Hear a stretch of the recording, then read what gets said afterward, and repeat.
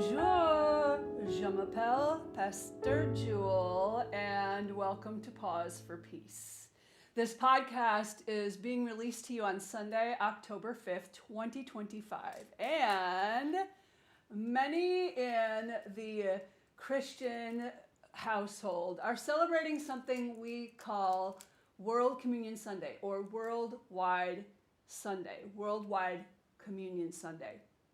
And it just so happens, as I think about World Communion Sunday, I am celebrating an incredible thing that just has happened with Hillwood Presbyterian Church. First of all, this beautiful fan, if you're watching this as a video cast, then you are seeing this beautiful fan that I received on the very day I'm recording this podcast from Alexandra, Castro Ferrada, who is coming, just moved to Nashville, Tennessee, in order to be the new director of Stellaris International School, which is happening to make their inaugural Nashville model of this international school right downstairs at Hillwood Presbyterian Church, USA. We are incredibly excited to have Alexandra, have been working with the CEO and founder of this beautiful Stellaris International School, Erin DeFasse.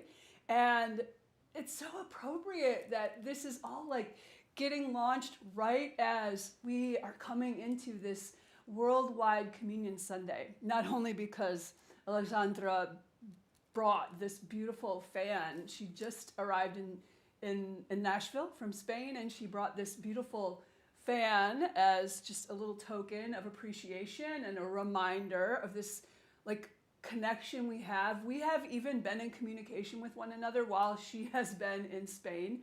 And that's the thing I absolutely love about Worldwide Communion Sunday. First of all, I should say that I have been incredibly fortunate in my life to be able to travel internationally, not just once, but numerous times. In fact, if you've been following this podcast, you've heard me talk about recently being in southern France, which was actually my third opportunity to be in southern France, because I'm just fascinated with this whole tradition of Mary the Magdalene, living out the remaining of her years in southern France and literally landing on the shores of Gaul, which we now know as France today, with her and the companions, and beginning this movement of Christianity on the northern side of the Mediterranean, right there on the shores of southern France.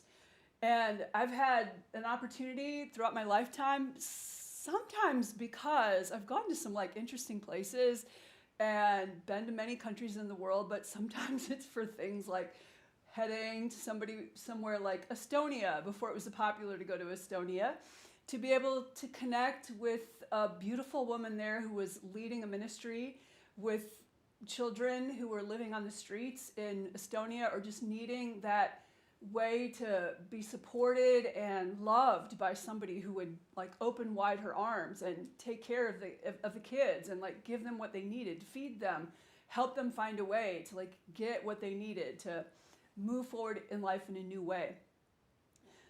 I've had the great opportunity to travel twice now to South Africa, Africa, one of my favorite places to go as well, primarily spending time on the coast in the Cape.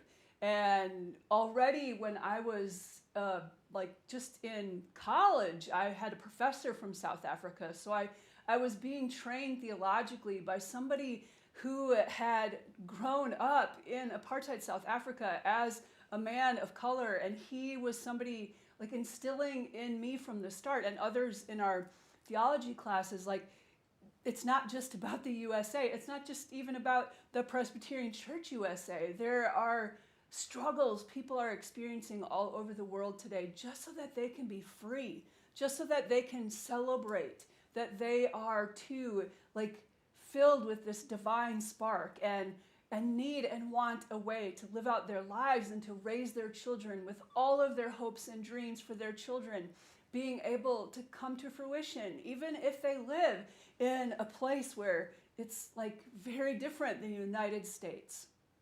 I've had an opportunity to travel also on my recent sabbatical a couple of years ago, I had an opportunity, thanks to a beautiful grant that we had with the Lilly Foundation Inc. I had an opportunity to travel like all the way around the world on a Holy Global Trek. And so had times of being in South Australia. I guess I like to go to the southern France, South Africa, South Australia. I live here in the South in the United States. And being in Adelaide, Australia was just like incredible. Seeing like what is it like in the world down under, as we say sometimes. And being with my friends there who actually immigrated there from South Africa. And so being with these people from South Africa who had made their home and still make their home in Australia, in a very different land from their homeland. And what is that like? I've had an opportunity to go to Scotland. I was on the Holy Isle of Iona, and being able to be in the Hebridean Islands and in the Highlands and all in these beautiful places of Scotland. And also southern France on that Holy Global Trek. And then, I know this was not like an international trip, but I also was able to stop on my way back from Australia. I was able to stop in the Hawaiian Islands and able to connect with my friends there, who actually I met here in Nashville when I was first beginning to like be shaped and formed in the divinity school at Vanderbilt University. I met these friends and they happened to retire in Hawaii. And so it was a great opportunity to be able to be there and really to be curious about indigenous culture and religious expressions there in the Hawaiian Islands. It was just a wonderful experience. But the interesting thing, I haven't been to all of the continents yet. I have been to Pakistan. They're on the like western side of moving into Asia, like along the Himalayan mountains. Crazy, crazy places I've been in the world. I was there before I even had moved to Nashville. I was there as a summer service person and able to have incredible experiences in Pakistan way back in the early 1990s. But the first time I traveled outside of the country, except for when my parents and my sister and I went to Canada, because I'm from Wisconsin. The first time I traveled outside of the country by myself, I went to Jamaica. Now, a lot of people go to Jamaica. They go and they make sure they pack their bathing suits and work on their tan and relax on the beach. I actually went to Jamaica as a sports international mission, and we were playing volleyball. Back in the day, I was a really serious volleyball player and basketball player. And we would then speak with people and like share the love of God with people and like find out about their faith. And that was such a formative experience for me. Not so much the real reason of why we were there, but being out of the United States and being out of my little bubble in the small town I grew up, in which I grew up in Wisconsin.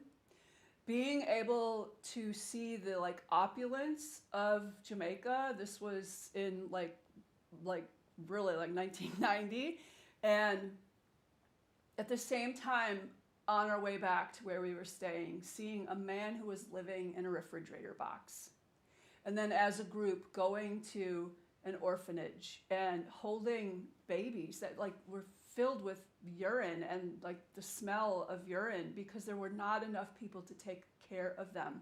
And in this orphanage, they were doing the best they could, but they needed more help and they needed more money because there were so many children that just needed somebody to love them. And really, I was overwhelmed there. And as we were in a time of reflection and scripture study, I was in a time of prayer and actually experienced my call to ministry in Jamaica. Kind of weird, overlooking Montego Bay. And I heard this call from God to come on, help me do something about this. Help me bridge the gap. And so that has been the initiating experience of my call to professional ministry. It took a long time to kind of figure that out and tune it in and to find myself these many years later worshiping and leading and being alongside these Christians of Hillwood Presbyterian Church who are so incredibly devoted to the global connection that we have. so incredibly devoted in humongous ways to making sure that children have food and that people are having what they need and finding a way to use this property in West Nashville to allow the glory of God to continue to go forth from this place, even if it looks different in the future, so that welcoming Stellaris International School to the downstairs of this glorious property is just one way to work on transforming this world, on making peace in this world when children are educated in a way from the start where they learn bilingually by teachers from around the world, and they learn to work together, and they learn that they have a responsibility to the global community that we are, that there is a way we are all called to make positive social impact. And this is the way Stellaris International School envisions all that they do. And this is the way that we understand ourselves here at Hillwood as Christians. This is who we seek to be each day because of what we believe about Jesus the Christ. So, on this Worldwide Communion Sunday, I could go on and on about all of my experiences around the world, but I want us to get quiet for a little bit. And I'm going to guide us in a little bit different kind of prayer than normal. So I'm going to ask us to actually be praying for people in other places in the world. And even if you personally do not know somebody who lives in Spain or just moved from their home in Spain, you still can be praying for Alessandra. You can be praying for the unknown strangers that are there, living their lives. I recently told a friend, having just been in southern France, I recently just told a friend here, people live their life there. They go about day to day, and of 2 weeks of being in southern France as a U.S. citizen, I really didn't hear much at all about the United States. I didn't hear questions about the United States very often. I did not hear concern about the United States. I did not hear questions about what's happening politically in the United States. Now, I might have been in a little bit of a bubble because I was very much on a religious pilgrimage, but I met people and saw people, and they were doing their thing, just like you and I do our thing every day. They were not all wrapped up on what is going on in the United States. They might be wrapped up on what is going on in their own nation, though we never really talked about that either. We were more connected by the love that we knew and know in Jesus the Christ, and the way that we are seeking to live in the world each day because of our connection in Christ. And so I told this to my friend, and they just were partially, it was like a breath of fresh air for them to hear that and to realize everything that is going on in our own nation, that there are places in the world that they go about their day and it's not all about what's going on in our nation. And while our nation greatly impacts what's going on around the world, there are those who are faithfully doing their daily life, daily tasks, feeding their children, doing their jobs, creating to the global whole. And they're doing this without really all that much focus on what we are doing here and how we are living. This is what it means to be global citizens. Yes, there's a way we can see we're all the same. We're all trying to live our lives each day. But there's also a way we can see is it's not just all about us. It's not just all about what happens in our own country. There's people all around the world who are living their lives too, and very happily, many of them. So if you will, just join me on a little global pilgrimage prayer for World Communion Sunday.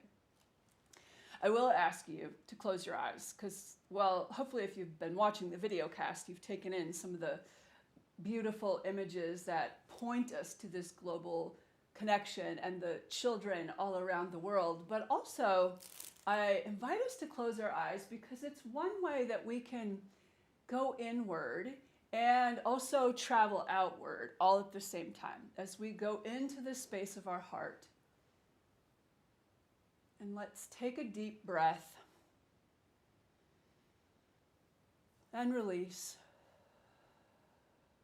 I know that we have a lot of cares and concerns on us each and every day, even in our own little family units. There's so much we deal with. Sometimes we're going through seasons that are really challenging, ourselves or in our family or in our neighborhoods. And this is a time I actually want us to put that aside. So let's take another deep breath. And as we release this breath, it's almost like we can see ourselves handing those personal concerns over to God just for a few moments. Myra by Star has the great reminder that just for a few moments, we can take our very full basket and lay it at the lap of, she actually says, of the Great Mother, and curl up in her lap and take a nap. And realize that in being with God in that way, some of the problems are still going to be there, but they're not going to be as overwhelming. So let's take a third cleansing breath, and maybe with that image of just for a little bit giving to God these worries and concerns we carry in our basket, just laying down that heavy load as we release this third cleansing breath.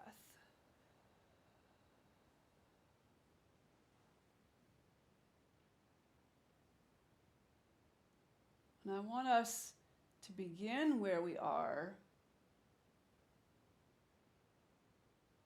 And if you could, in your space of your heart, make one inward prayer for a situation or a person in the city where you actually live.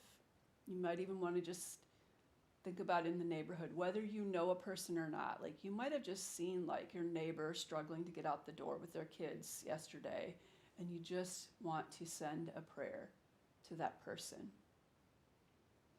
Or you might have found yourself downtown recently, or maybe not even just downtown, at a stoplight on a major thoroughfare in Nashville, and you saw a veteran who was out there begging for any help that they could get. Maybe even they had a dog with them to keep them safe, to give them the love. Dogs have so much compassion and so much loyalty. And so maybe that's the prayer that you want to make for that person who's struggling. So right here in this city, whether you know the person or not.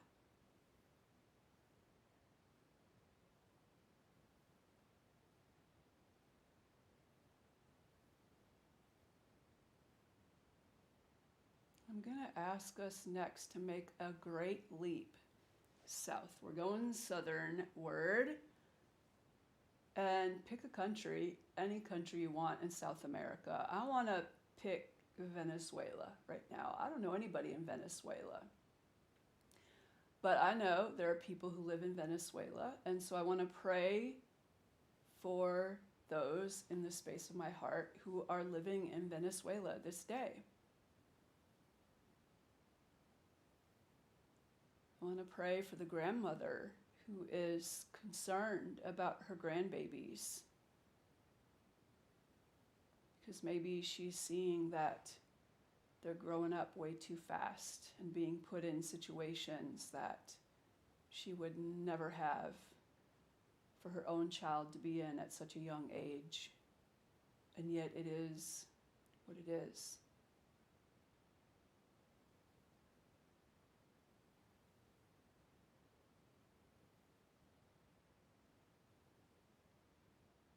Maybe you actually do know somebody in South America, or even in Latin America. Maybe there's somebody you know who you want to say a prayer for. I actually have had the chance to travel to Honduras, to Tegucigalpa, a really scary airport to fly in and out of, right there in the mountains. But I think about all of the people that I have met in Honduras and here in the United States.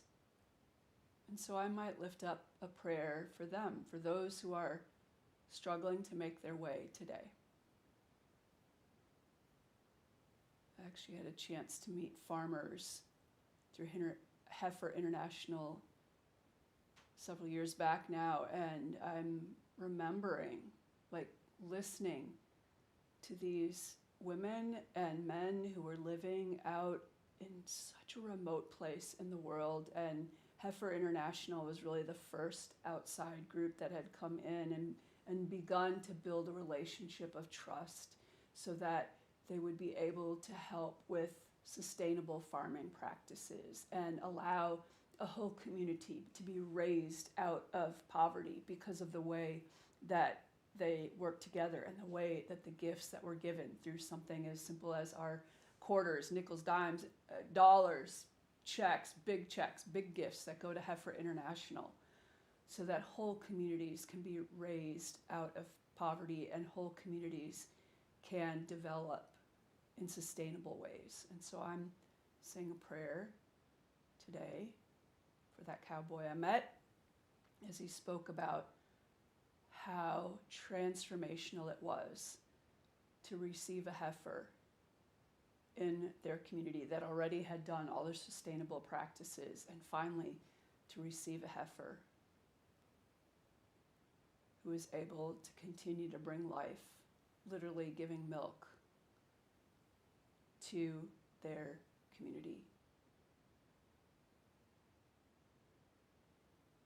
You too might know somebody there in Central America and Latin America for whom you want to say a prayer, or maybe you just want to pray for the continued development of nations who are seeking to find ways to move forward through the chaos that might be going on in their countries, the impact of things like weapons and drugs and natural disasters, and the challenges of weather.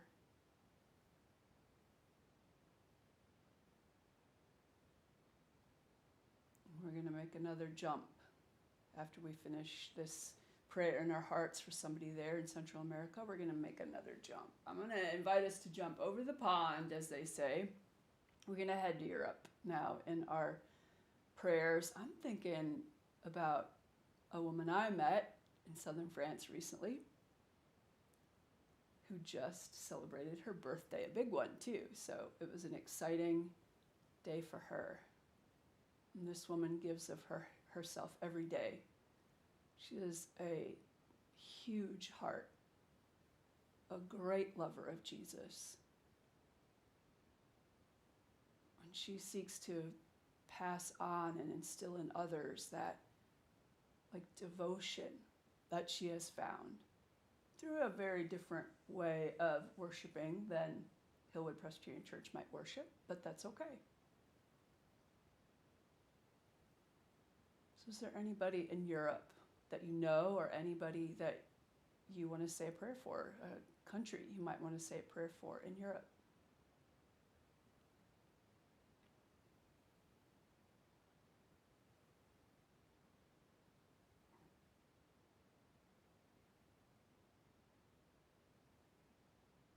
We're going to jump over the Mediterranean and head south to Africa, this beautiful, like, humongous continent of Africa. Some of us have had a chance to be there, as I've mentioned. So in your space of your heart, if there is a person you know in Africa, anywhere, in any one of those beautiful countries, beautiful land, glorious people, like beautiful hearted people, if there's anybody you want to say a prayer for, I'm thinking about, well, a dear friend of mine in Southern Africa, South Africa, who did reach out to me recently and wants to know how I'm doing. So grateful for these decades of friendship we have been able to sustain. And mindful too of the challenges in his own neighborhood and in his own life.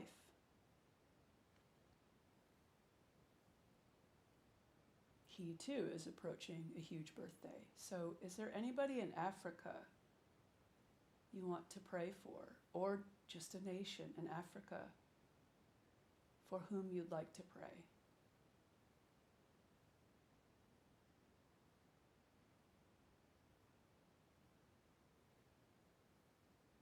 We're going to make a pit stop in the Middle East in this prayer. I guess I forgot to mention too, I've been to the Middle East as well. I've had a beautiful opportunity to be in the Holy Land, to be in Israel and Palestine, to be in the Galilee, beautiful places. This land where Jesus lived, died, and lived again. The message of him and of all those who were getting to know him going forth from that place to all the world. So cool. So is there anybody in the Middle East for whom you'd like to pray? You might actually have or know of a loved one who's serving in the armed forces somewhere in the Middle East. And you pray for their safety.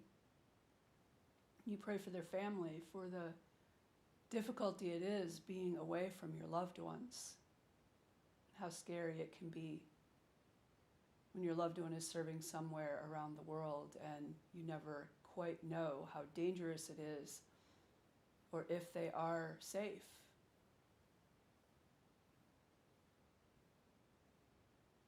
Thinking about the mom or the dad who's had to leave their children behind in order to do their job.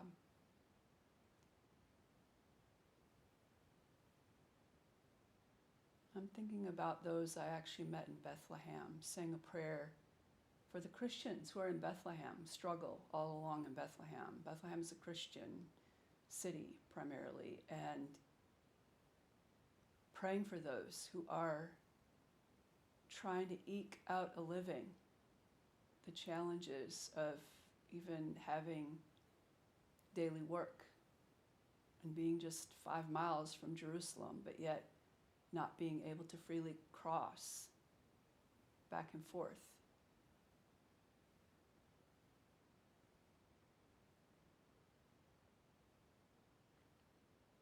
We all could be saying our prayers for this land, Israel, Palestine, for the deep, ancient divides and challenges in that land.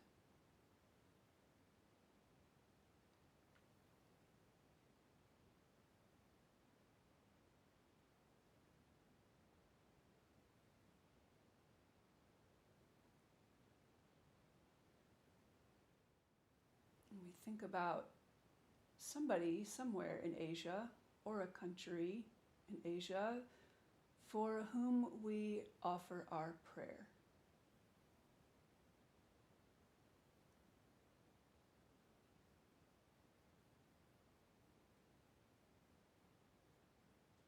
We happen here at Hillwood to have one of our musicians who moved to Japan in order to teach English there, and so our prayers for Ryan as he continues to serve there, to make his life there,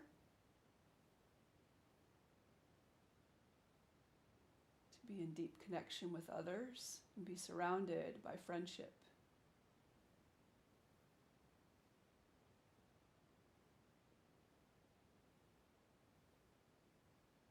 I'm going to invite us to, in our mind, head back further south. We're going down under in our prayers, not only in Australia, New Zealand.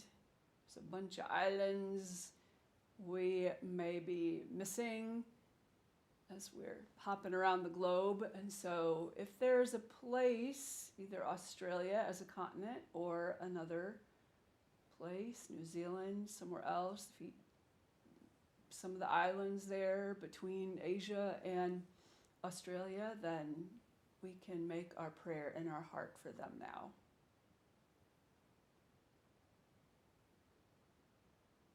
And again, I have a dear friend who is in Australia. Shout out to her. She's actually done a Conversation for Peace, Delmarie Brownridge, who is having a big old birthday as well. So celebrating her life, and what a joy our friendship has been, connected throughout all these years, wherever she has lived.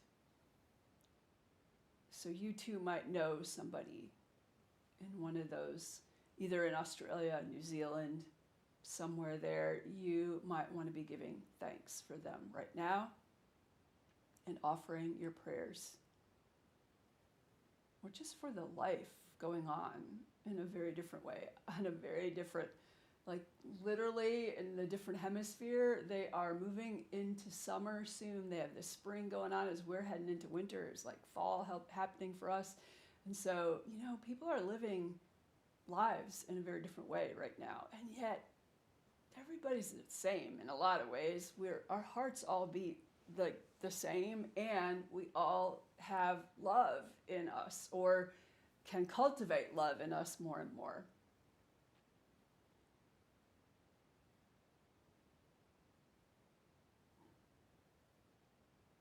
So we don't want to forget Antarctica. We might think there's nobody there whatsoever, but surely there are scientists, or at least some, who make their way there to help understand what's going on in this world, the unique gifts of this continent.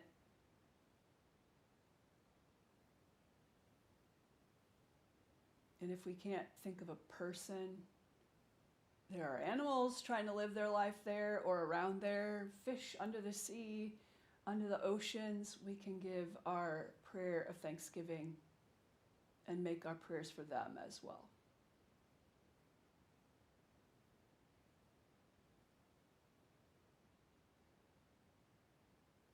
If there's anywhere else around this whole globe that we've missed, we can think about the North Pole and say our prayers there. If there's anywhere else that we have missed, take a time now in your heart to offer your prayer for those somewhere around the world today.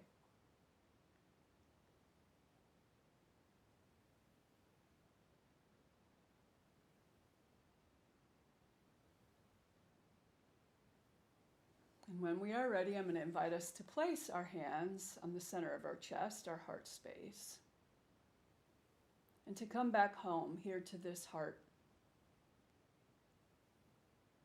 to this energy. And I ask us to pray for self-love, that our love and appreciation of ourself and of our life, this amazing gift of life we've been given, even if we don't like everything that's going on in our life right now, we can give thanks for the very breath that we have in our lungs, and for an opportunity to get up tomorrow and seek to make a change, to do something differently, even if all it is our outlook. And so to pray in your own heart space that love will be increased, self-love will be overflowing, because this is the way that we have in a harmony.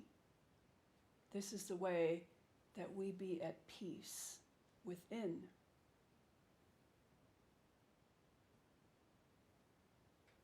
We might even feel or experience in our heart space this devoted love of God that's flowing like a two-way street. Us loving God and God loving us, and God loving us and us loving God, this beautiful dance. And maybe some days we're not entirely happy with one another, but that's okay as long as we stay connected and covenanted in this relationship together. God's never going to leave us.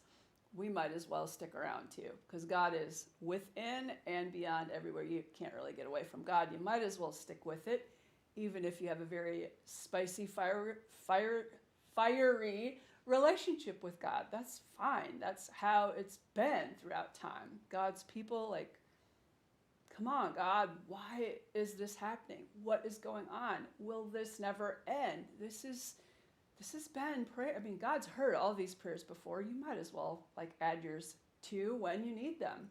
And then also to listen in gratitude. Because the reality is, we don't always know. And sometimes God has something way bigger and better for our own lives than we ever could imagine. And so our job is to stay open and connected and continuing to work it out and continuing to do our best to reflect the love of God in all that we do and all that we say. So when you're ready, you are welcome to open your eyes and know that we have just traveled all the way around the globe. We might have not hit every country or every continent. It's okay. Like, we've traveled all the way around the globe. And this is the beauty of World Communion Sunday. We can like send those little energetic prayers. You might even think of them as like frequency beacons out all around the world, so that like the whole globe is surrounded by our prayers and surrounded by our love and the love that we know is in God. I hope you have a beautiful week. See what you can do this week. You know, there's plenty of days during the week. You can choose one continent a day and offer that as a day that you want to make your prayers just for people in that continent, just for the situations in that place, just for the animals in those places. Or maybe you just want to like choose a continent all week long for World Communion Sunday and have food inspired by every one of those places all week long. Do what you can, whatever it is that will keep you focused on this worldwide connection we have in Jesus the Christ. Blessings and have